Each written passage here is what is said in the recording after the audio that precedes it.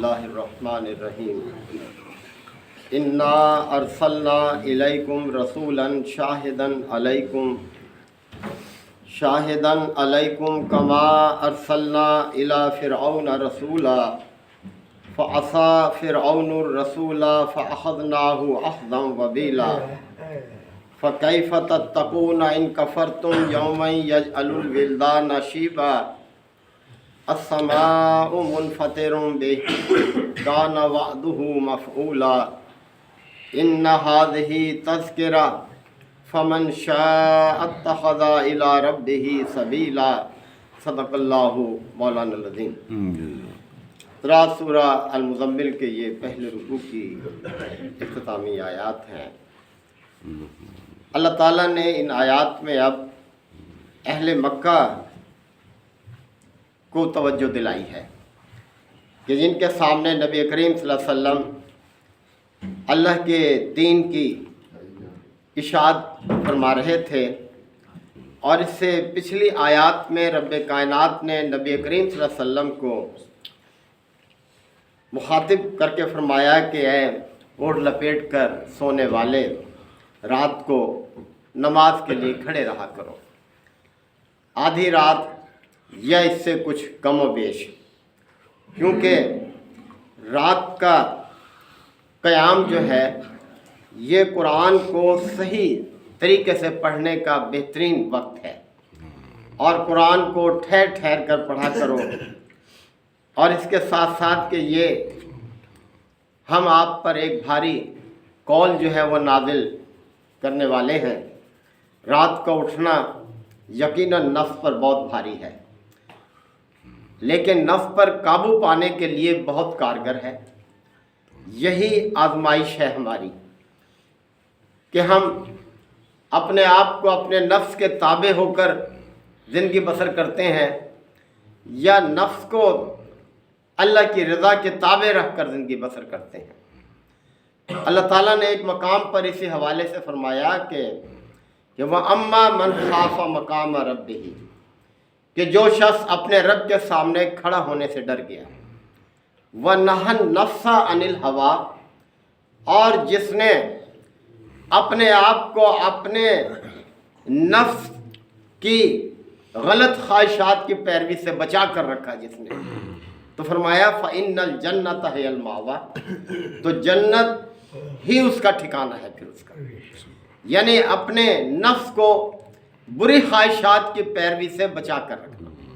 ہر وقت ہم اس کا کشمکش میں ہیں، ہمارا نفس ہمیں مرغوبات نفس کی طرف مائل کرتا ہے کہ جن سے اللہ کی نافرمانی سرزد ہوتی ہے، تو اس چیز سے اپنے آپ کو بچانا، نفس کی غلط پیروی سے اپنے آپ کو بچانا، غلط خواہشات سے اپنے آپ کو بچانا۔ تو یہی چیز اللہ تعالیٰ نے فرمائی کہ رات کو اٹھنا نفس پر قابو پانے کا ایک بہت کارگر نسخہ ہے یہ، اور دن میں تو آپ کو بہت مصروفیات ہوتی ہیں۔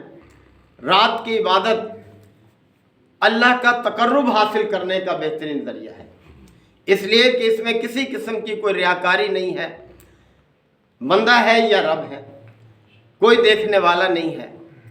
جبکہ دن میں جو نمازیں ہیں اس میں تو لوگ بھی دیکھتے ہیں، لیکن اس کے اپنے پہلو ہیں، مفید پہلو ہیں۔ تو بہرحال تاکید فرمائی کہ رات کو کھڑے رہا کرو، اپنے رب کی عبادت کرو، آدھی رات یا اس سے کچھ کم و بیش، اور اپنے رب کو یاد رکھو، اس کا ذکر کرتے رہو، ہر طرف سے کٹ کر اسی کے ہو رہو، اور وہ مشرق و مغرب کا رب ہے، اس کے سوا کوئی معبود نہیں، اور اپنی زندگی کے ہر معاملے میں اسی کو اپنا وکیل بناؤ، اسی پر بھروسہ کرو۔ اور لوگ باتیں بنانے والے مخالفین تو بناتے رہیں گے، ان کی باتوں پر صبر سے کام لو، دل برداشتہ نہ ہونا، اور الجھنا مت ان کے ساتھ، اچھے انداز میں ان سے جدا ہو جایا کرو، اور ان خوشحال لوگوں سے جو کہ جھٹلا رہے ہیں آپ کی دعوت کو، ان سے نمٹنے کا کام مجھ پر چھوڑ دو، آپ بس لوگوں کے سامنے اللہ کے پیغام کو پہنچاتے رہو۔ اور یہ جو لوگ آپ کو جھٹلا رہے ہیں ان کا انجام بہت بھیانک ہے، ہمارے ہاں ان کے لیے بیڑیاں ہیں، بھڑکتی ہوئی آگ ہے، اور ایسا کھانا ہے جو کہ حلق میں پھنس جانے والا ہے، اور دردناک عذاب ہے ان کے لیے، یعنی مستقل ہمیشہ کا عذاب ہے۔ اور یہ عذاب اس دن ان کو ملے گا جب زمین و آسمان جو ہیں یہ لرز اٹھیں گے، یعنی اللہ کی طرف سے ایسا یہ موقع ہوگا، یہ قیامت کا موقع، کہ پہاڑ بھی ریزہ ریزہ ہو جائیں گے اور ریت کے ٹیلوں کی طرح سے یہ ڈھلک رہی ہوں گے۔ اب آگے اہل مکہ کو فرمایا جا رہا ہے کہ اِنَّا أَرْسَلْنَا إِلَيْكُمْ رَسُولًا، کہ دیکھو ہم نے تمہاری طرف ایک رسول بھیج دیا ہے، شاہدن علیکم، جو تم پر گواہ ہے۔ گواہ کس بات پر؟ کہ حق اور صداقت جو تمہاری طرف بھیجی جا رہی ہے اس پر گواہ ہے، اپنے قول سے، اپنے عمل سے۔ اور اسی طرح آخرت میں بھی جب تم سب پیش ہوگے اللہ کے حضور تو وہ گواہی دے گا اس بات کی کہ اس نے اللہ کا پیغام تم تک پہنچا دیا تھا۔ تو لہذا ہم نے تمہاری طرف ایک رسول بھیجا ہے جو تم پر گواہ ہے۔ یہ رسول اسی طرح سے گواہ ہے جیسے کما ارسلنا الی فرعون رسولا، جیسے فرعون کی طرف ہم نے رسول بھیجا تھا۔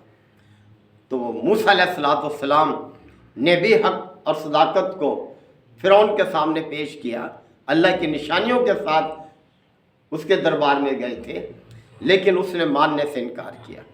تو اہل مکہ کو ہدایت کی جا رہی ہے کہ تم وہ رویہ اختیار نہ کرو جب فرعون نے اختیار کیا تھا، ورنہ فرعون کا انجام دیکھو پھر کیا ہوا۔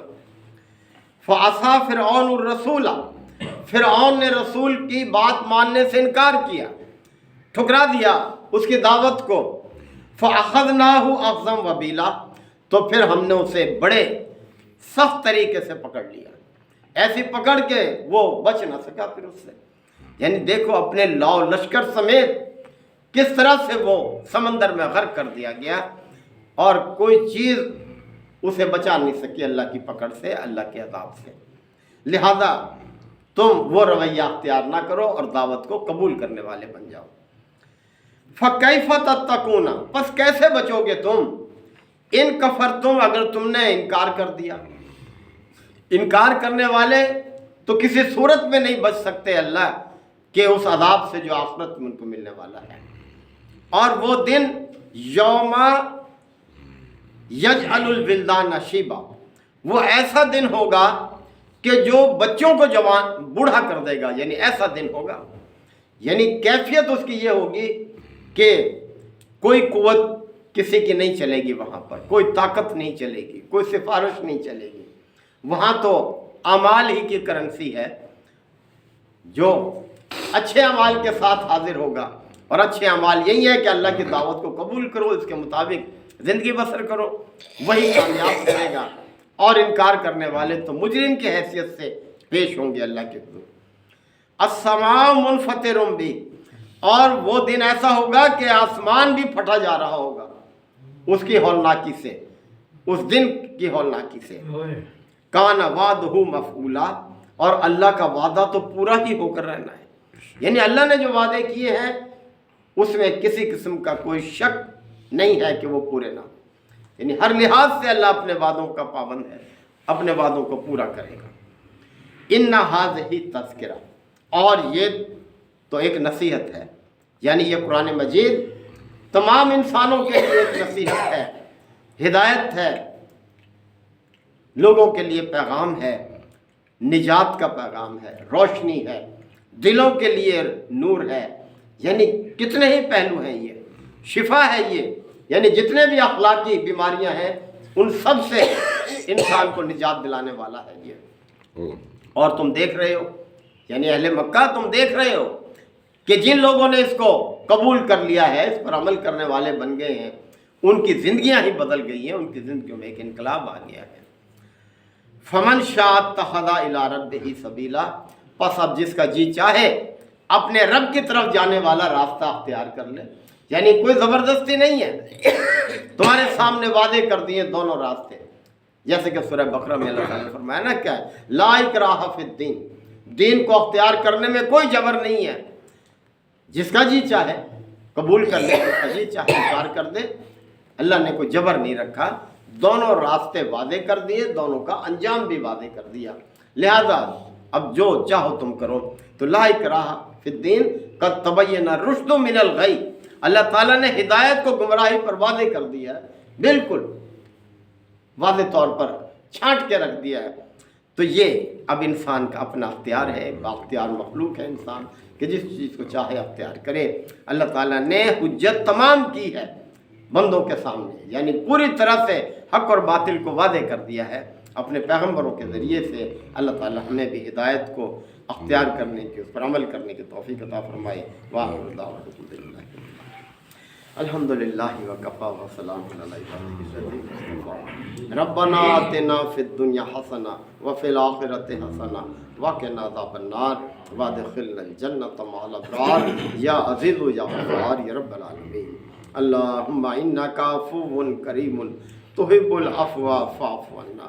اللہم من احییتہ منا فاحیہ علی الاسلام ومن توفیتہ منا فتوفہ علی الایمان۔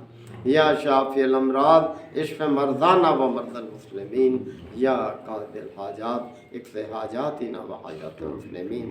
اللہم اعز الاسلام والمسلمین۔ ربنا تقبل منا انک انت السمیع العلیم وتب علینا انک انت التواب الرحیم۔